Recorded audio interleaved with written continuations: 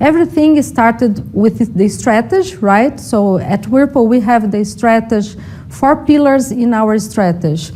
We have product leadership, brand leadership, people excellence, and operating excellence. On the excellence layer, it's how we used to work. So what's the culture behind, how people behave. So we decided to create a program called Winning Workplace.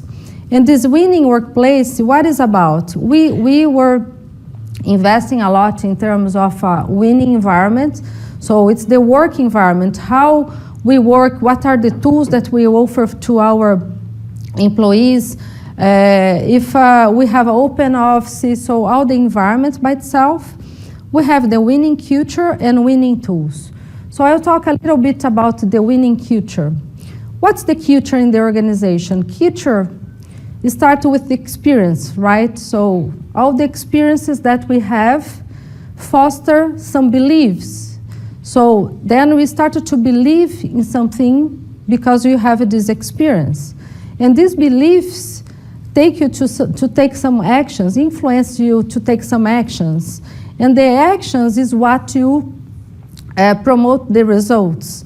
So this is the regular pyramid, sorry, of the culture, right? So experience, beliefs, actions, and then you have the results.